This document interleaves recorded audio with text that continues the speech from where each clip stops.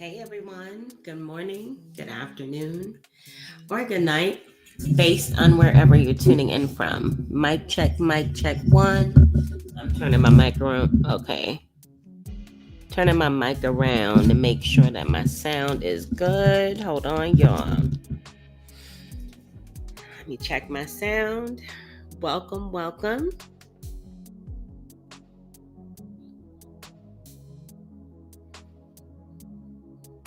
Okay, I sound good. So, I did not plan on going live today at all. However, guys, Sean P. Diddy Combs has had, let's see. Hold on one second. Okay. Sean Puff Daddy Combs. Oh my God, y'all.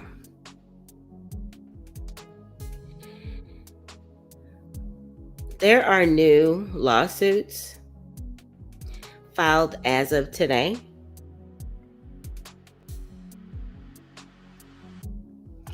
And as I said, I was not going to go live. But as I'm reading the details of one of the lawsuits in particular, I'm like, whoa. All of them have been filed under, well, actually yesterday, because depending on where you are. I'm on the East Coast, so it's already Monday. And for my regulars, y'all know this is late for me, but I wanted to come and bring this update to you guys right away. So, before we get into these, I just want to give everybody a quick disclaimer. Sean Puff Daddy Combs is innocent until proven guilty. But I'm going to tell you guys, my mother used to say, where there's smoke, there's fire. Where there's smoke, there is fire. And the Busby Law Firm is fanning these flames. Guys, what I'm going to be reading to you guys could be triggering. So please this is my trigger warning. Of course, because of the YouTube gods and the algorithm and what's acceptable as far as community guidelines, I will be cleaning it up as much as I possibly can.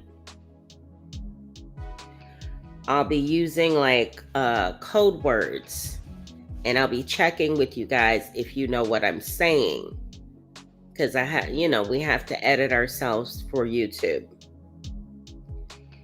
All right, y'all, let me grab the last lawsuit, and then we'll get into this. Hey, everybody, if you're here, please be sure to smash that like button once for me. Our community is growing. Welcome to all of my new subscribers. Hey, guys. Thank you so much for supporting me here on my new channel on the Docket.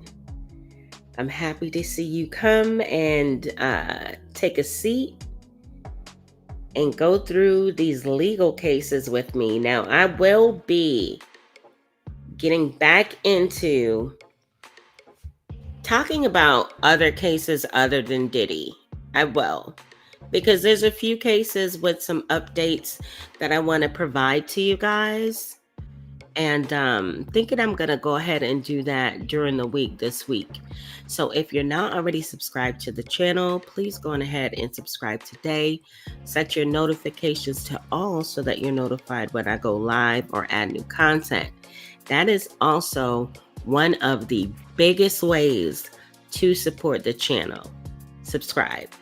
My unsubscribed viewers, it's ridiculous. Totally upside down. I think it's 50% 57% unsubscribed, and the rest are subscribed. As far as people viewing the channel, I see that in my analytics. You guys keep coming back, and maybe you're enjoying the content. Go on ahead and subscribe so that you're notified. But guys, let's see. Hey everybody. Hey BB London. Hey Mink. All right, so we're going to get into this. And again, I want to just give that trigger warning. Today, Tony Busby, October 20th, Tony Busby submitted 5 new lawsuits. In this lawsuit, it's a John Doe versus Sean Combs, Daddy's House Recordings, Inc., CEO PCO LLC, doing business as Combs Global, FKA Combs Enterprises LLC, Bad Boy Entertainment Holdings, Inc., Bad Boy Productions Holdings, Inc., Bad Boy Books Holdings, Inc., Bad Boy Records LLC, Bad Boy Entertainment LLC, Bad Boy Productions LLC, Organizational Does 1 through 10. Organizational Does. Okay. This is a theme throughout each filing, and I will only be reading this portion of it at this time. I just like to get to the factual allegations in the lawsuit. But I wanted to read the defendants. And it says individual does 1 through 10. Okay.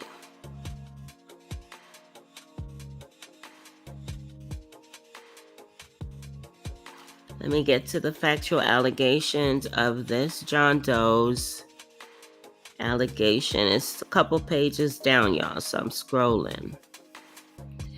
The parties, and then they go through jurisdiction. Uno momento, guys. Jurisdiction. All right. Factual allegations.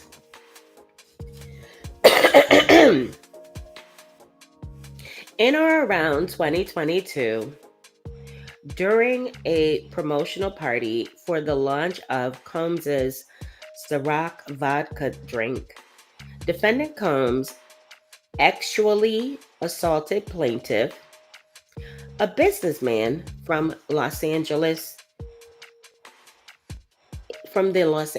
area, and owner of a family business specializing in renting luxury cars and jewelry. Over the previous years, plaintiff had established a business relationship with Combs, who was a customer of his rental business, often renting vehicles or jewelry for himself or those in his entourage. Combs personally invited plaintiff to the Ciroc party. Plaintiff accepted based on he and Combs's past relationship. Combs told plaintiff that many other high-profile guests in the music and entertainment business would attend the party. Plaintiff saw the party as an opportunity for him to further promote himself and his business. Once at the party, plaintiff noticed many high-profile guests. Plaintiff took the photograph below, which shows Combs on a couch discussing the Ciroc business with other high-profile individuals. Now, they show a photo, and everybody else that's in the photo, their faces are blacked out. So all of the other high-profile guests that were in attendance at this party, Tony Busby is not releasing who they are. The only thing of the other people that you can see are like arms and pant legs, but they are certain to cover everything. So you can't spot a tattoo anywhere. So I'm thinking that Tony Busby, these are the people that may have settled with Tony Busby. Who knows? Why is that doing that? Hold on, guys. Why do I see that there?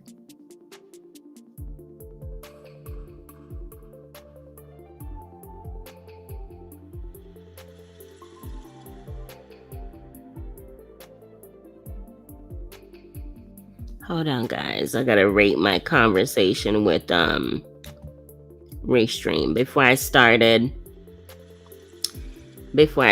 the stream, I had to live chat with someone to figure out how I could how do I close this damn thing? Okay.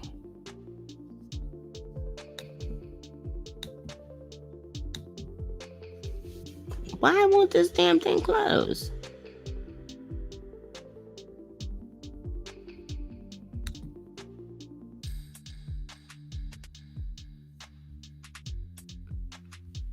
Oh my goodness, this is gonna drive me mad, y'all.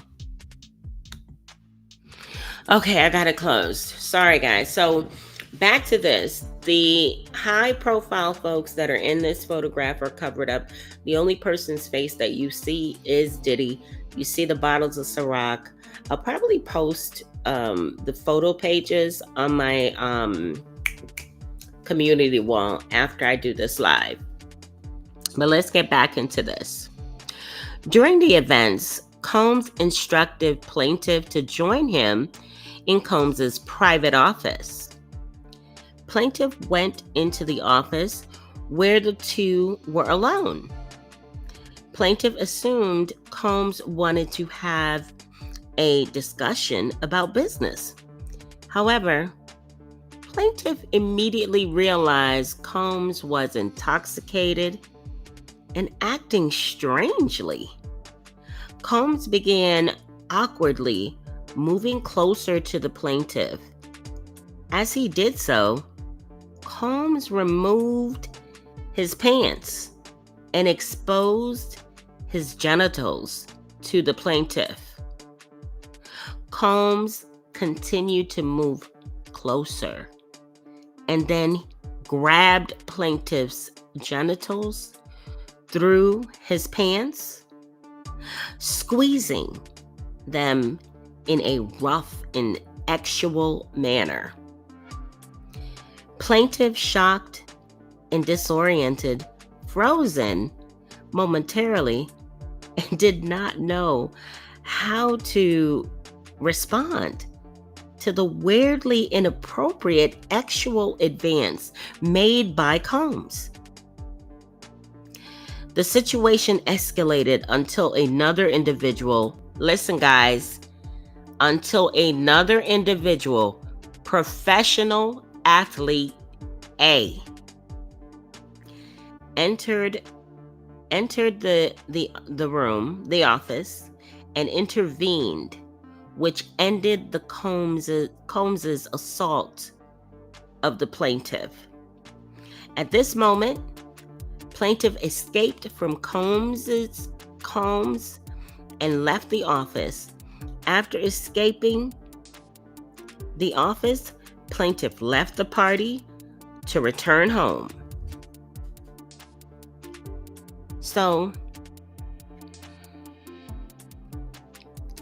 That is what is being alleged.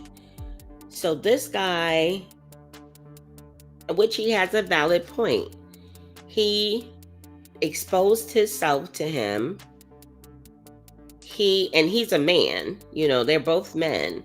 And he grabbed this guy, and the guy was not intoxicated or inebriated. He probably was just trying him to see if he would be interested. Now let's get into the next lawsuit and the factual allegations. I'm going to check the plaintiffs to make sure that I'm not missing anybody new listed. No, the plaintiffs are the same. Organizational does 1 through 10 and individual does 1 through 10. So I got to get to the factual allegation.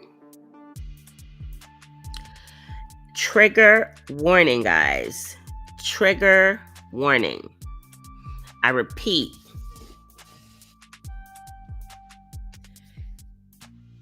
I understand that, sometimes some of these cases, no, I want you to understand that some of these cases are like unbelievable, just traumatic. Like, I don't even know how anyone could do the things that they're alleging in these civil suits, and why this has been going on for so long is beyond me. But trigger warning, guys. Trigger warning. I'm gonna get into the next one. Plaintiff, a dedicated personal trainer, worked with celebrities and other models. Wait a minute. Hold on, y'all.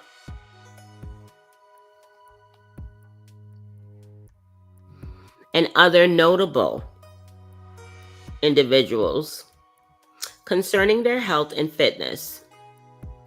In or around 2022, a fashion designer who plaintiff trained told him she shared his videos showcasing plaintiff's distinctive workouts and exercises with defendant Combs.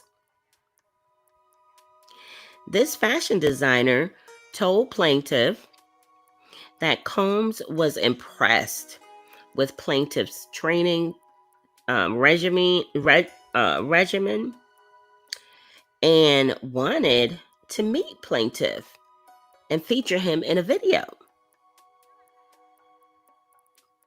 The fashion designer eventually extended an invitation to plaintiff for him to attend an exclusive award show after party in Los Angeles, hosted by Combs. The invitation stated a private car would pick plaintiff up from his residence and escort him to the party. As promised, on June 27th, 2022, a black Lincoln Navigator arrived to escort plaintiff to Combs's residence in Hollywood Hills. When plaintiff arrived at the party, guys, pay attention. When plaintiff arrived at the party, one of Combs's business associates greeted him at the entrance. This person explained plaintiff needed to execute a non-disclosure agreement as a condition of entry into the party. The plaintiff ultimately consented to the agreement because he wanted to meet Combs and have an opportunity to promote himself and his business. Combs's associate did not provide plaintiff with a copy of the executed non-disclosure agreement. After signing the agreement, Combs's associate handed plaintiff a drink, which looked like a typical tequila soda with a cranberry juice mixer. Combs's associate instructed plaintiff to drink the beverage as another condition to gain entry into the party. Plaintiff obliged and took several sips of the drink. Once inside the residence, a model and current client of plaintiff greeted him. Plaintiff felt more comfortable and at ease after seeing a familiar face. Plaintiff observed numerous celebrities in attendance at the party, adding to the glamorous yet overwhelming atmosphere. Eventually, a business associate of Combs guided plaintiff from a large room illuminated with red lights into a smaller room. There, okay guys, I want you, trigger warning, y'all hit that like button. Whew. Okay. Plaintiff began to feel let me go back. Okay, there, plaintiff observed approximately a dozen individuals, including several well-known figures who were engaging in group sex activities. Once inside the smaller room, plaintiff began to feel disoriented, dizzy, and weak. Far beyond what he would expect from consuming one single alcoholic beverage, it became clear to him that something was wrong. He later realized someone had drugged him. They're saying that they've included a photograph of an actual exemplary container used by Combs and or his associates and employees to insert GHB into alcoholic drinks. And they show like a little dropper, like a little medicine dropper, like the one you would give to your kid. At this moment of realizing his significant impairment, Combs approached plaintiff, removed his pants, and began performing non-consensual oral sex on him. Combs directed plaintiff to perform oral sex on another individual in the room, known as Celebrity A. Due to the haze of the drug he had been clandestinely served, plaintiff could not resist Combs's coercion and ordering. He felt trapped inside of his own body, unable to control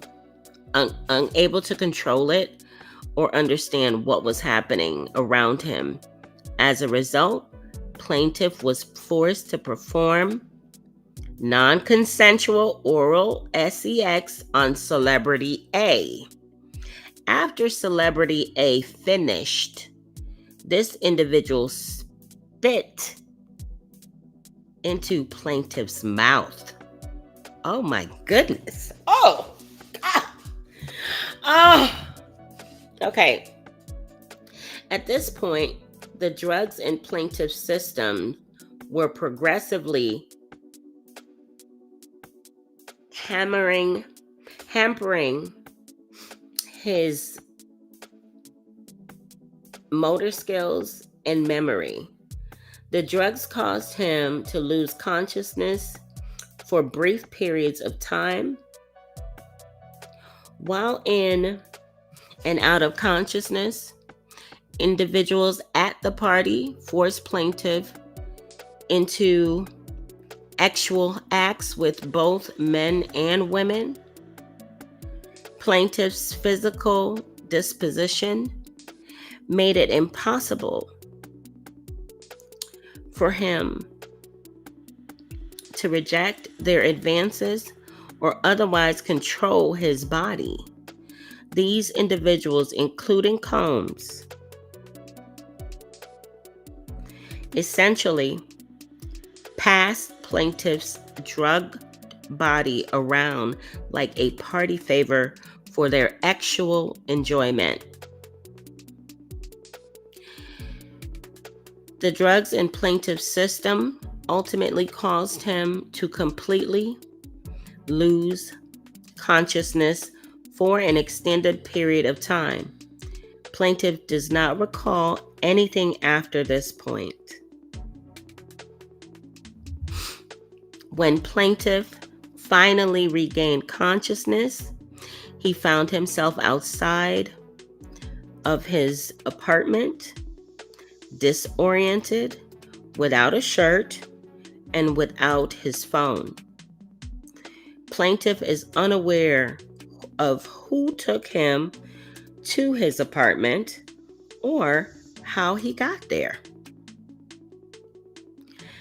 As a direct result of the traumatic events at Combs's party, plaintiff has suffered severe emotional and psychological trauma, financial harm, and significant loss of livelihood.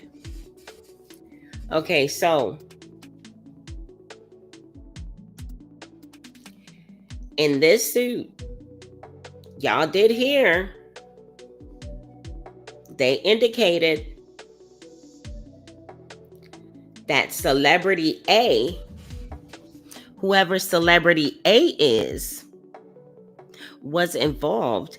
And after he forcefully coerced this person who was clearly intoxicated out of it, can't,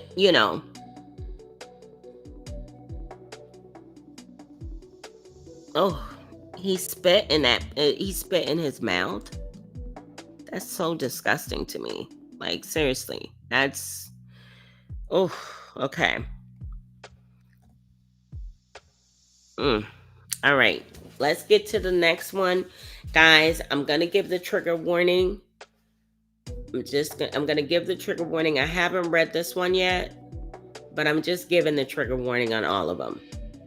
Again, for those of you who are coming into the room, Tony Busby dropped 5 additional suits on Sean Puff Daddy Combs.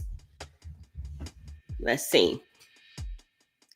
On or around September 7th, 2000, plaintiff, then 13 years old.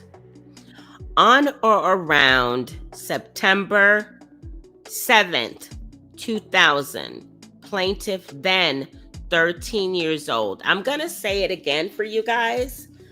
On or around September 7th, 2000, plaintiff, then 13 years old, had a friend drop her off at Radio City Music Hall in New York City so she could try to attend the Video Music Awards, the VMAs. Plaintiff arrived at the venue and saw large crowds gathering as artists and entertainers began arriving. As the event began, the crowd moved inside, but plaintiff, without a ticket, remained outside, determined to get into an after party. she approached several limousine drivers, attempting to talk her way into the VMAs. One of the limo drivers she spoke to claimed he worked for the defendant, Diddy. He told her that Combs liked younger girls and said she fit what Diddy was looking for. Not allowing her into the awards, but inviting her to an after party. The driver instructed plaintiff to return around 9:30 or 10 p.m., promising to take her to the after party. Later that evening, plaintiff excitedly returned to the driver, who drove her alone in a black limousine with black interior. After approximately 20 minutes, plaintiff arrived at a large white house in a gated U-shaped driveway. Once inside, two men asked plaintiff to sign a non-disclosure agreement, informing her that she could not discuss what happened at the party. She gave them her name and signed the form, but did not receive a copy. Inside the house, hold on, y'all. My computer is doing all this extra stuff. Inside the house, plaintiff recognized many celebrities in what appeared to be a living room. Waitstaff carried trays of drinks, and loud music played throughout the house. Plaintiff observed widespread drug use, including marijuana and cocaine. Plaintiff accepted a drink, a reddish yellow mixture that tasted like orange juice, cranberry, and something bitter.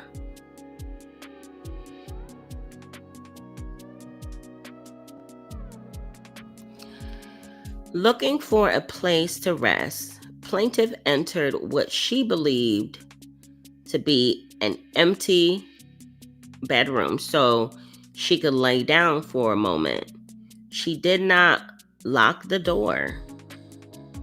Soon after, Combs, along with a male and female celebrity, entered the room. Combs aggressively approached plaintiff with a crazed look in his eyes, grabbed her and said, "You are ready to party?" Combs then threw plaintiff towards another male celebrity, Celebrity A, who removed plaintiff's clothes as she grew more and more disoriented. Plaintiff was held down by Celebrity A, who vaginally raped her, while Combs and Celebrity B, a female, watched. After the male celebrity finished, Combs then vaginally raped plaintiff while Celebrity A and Celebrity B watched.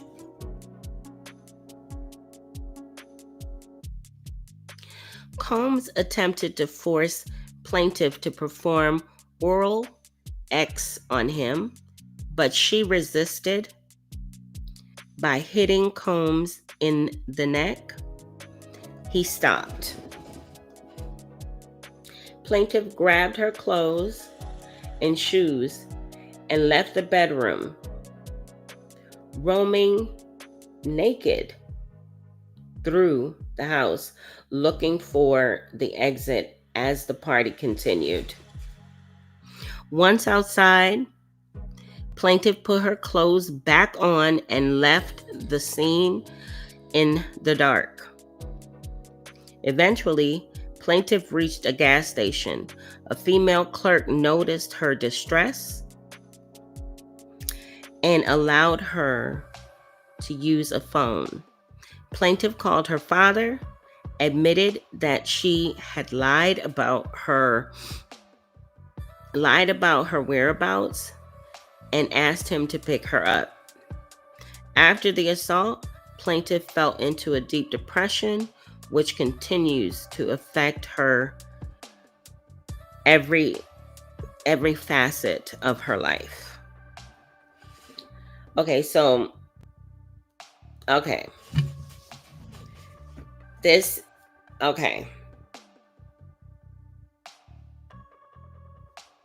Does Max know about this? Hold on, y'all. Oh, he's not live anymore. Y'all, this is just bugging me out right now. A 13-year-old, y'all.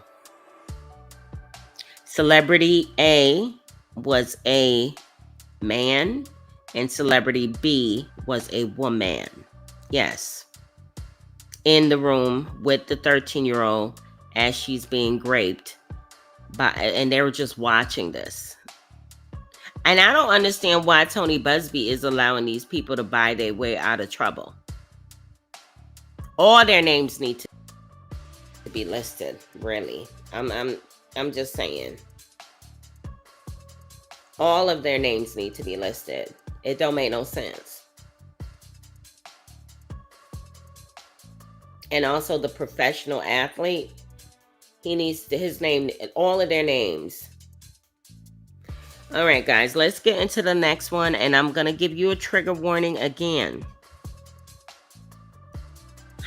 Again, I have not read all of these. Tony Busby's firm has released 5 new lawsuits, civil suits against Sean P. Diddy Combs.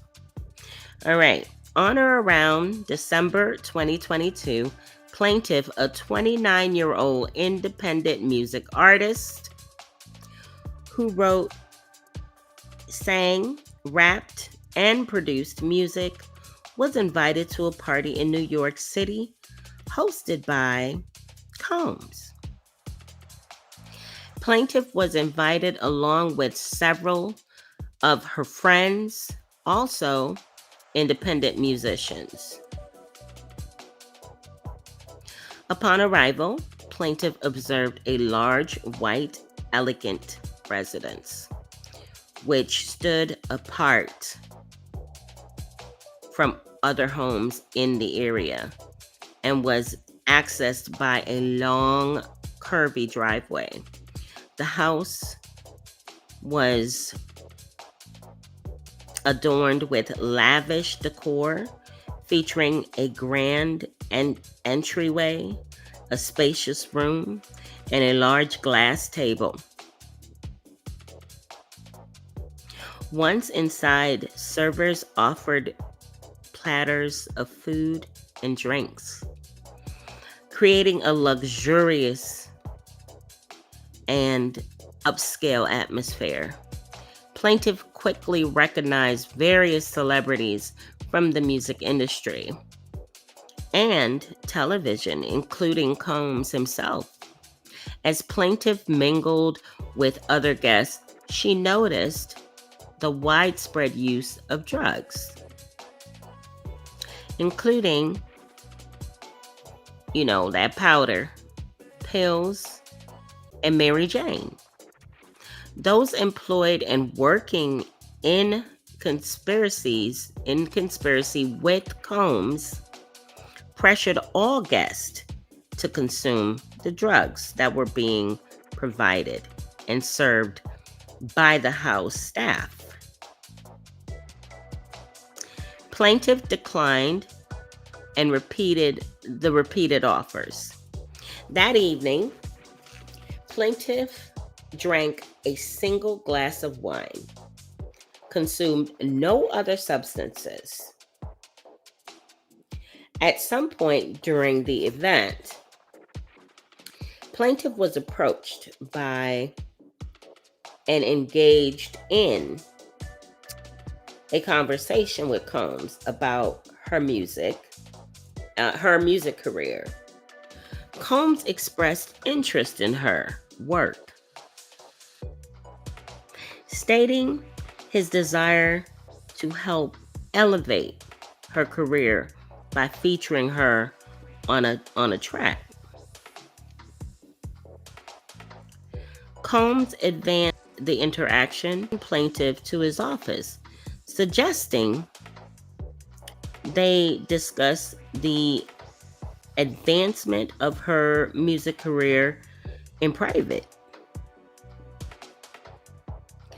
After arriving in the office, plaintiff began feeling disoriented, as if she were slipping in and out of consciousness.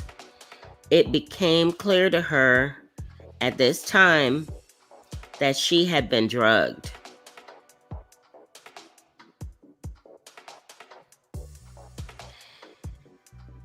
Due to the effects of her drugged drink, Combs raped and sexually assaulted plaintiff. Plaintiff could not stop him from doing so, as if she was trapped inside her body, not participating but not able to resist. The next thing plaintiff clearly remembers is waking up around 6 a.m. confused and disoriented in the same office where the assault took place. After checking herself, plaintiff discovered blood on her legs from her area, her purse, and bruising on her lips. She also found deep imprints on her arms and wrists, suggesting she had been tied with ropes. Additionally, she felt significant pain and soreness in her vaginal region. Overwhelmed with fear and panic, plaintiff frantically searched for her belongings, including her phone and clothes, but could not find them. Instead, she discovered a pair of pants, a shirt, and slides, which she quickly put on before trying to escape. Plaintiff eventually left the residence. As a result of this incident, plaintiff has suffered significant emotional distress and trauma. She continues to deal with the psychological and emotional consequences of the assault. All right, y'all. So that was number 4, right? I want to make sure I didn't skip any.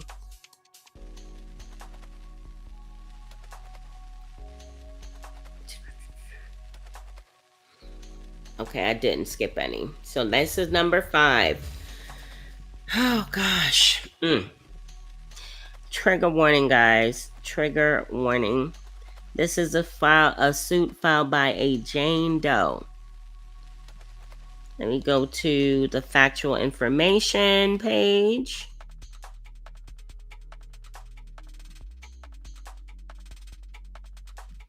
Let me go to the factual information. Okay, factual information. The defendant Sean Combs' infamous Las Vegas parties were legendary events known for their exclusivity, extravagance, and celebrity guest lists. These high-profile parties attracted A-list celebrities from across the entertainment, fashion, and business worlds. The events were lavishly decorated, featured live music, performances, and boasted top tier food and beverages. The atmosphere at these parties was one of opulence and luxury, often making headlines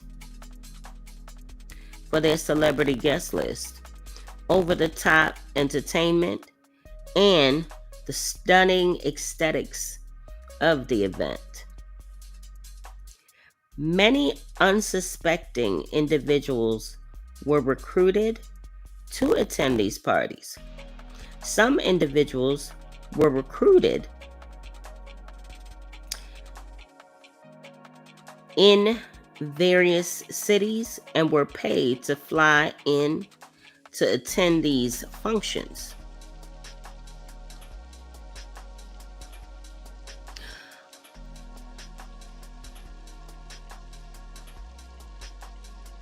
Okay. On Memorial Day weekend of 2014, plaintiff and two of her friends visited Las Vegas to stay at the Hotel Rio. While there, plaintiff contacted various people she'd met in the entertainment industry in order to find out if any cool events would be taking place. One such contact was an entertainer who identified himself as International Smooth, who plaintiff had met a few years International Smooth prior at a party in Miami. Plaintiff was never able to ascertain his legal name, but connected with him through Instagram using that moniker. Plaintiff discovered that Smooth was in Las Vegas through his Instagram stories, and after contacting him, discovered that he worked for Combs as a party promoter. Smooth invited plaintiff to an exclusive party at Las Vegas's popular poolside lounge called Club Rehab. Smooth made it clear that there was an exclusive celebrity party, and plaintiff's two friends were not invited. Only plaintiff. Despite having some awkwardness with this prohibition, plaintiff, with the encouragement of her friends, decided to attend the party to potentially network with the influence.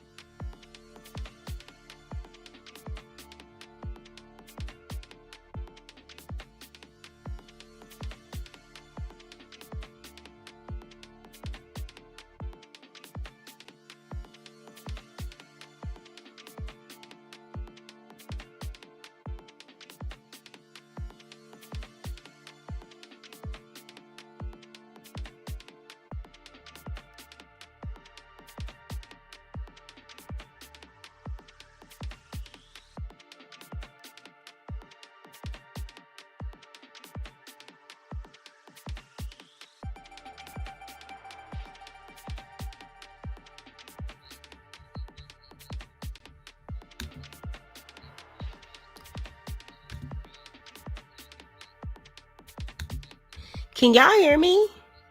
Can y'all hear me?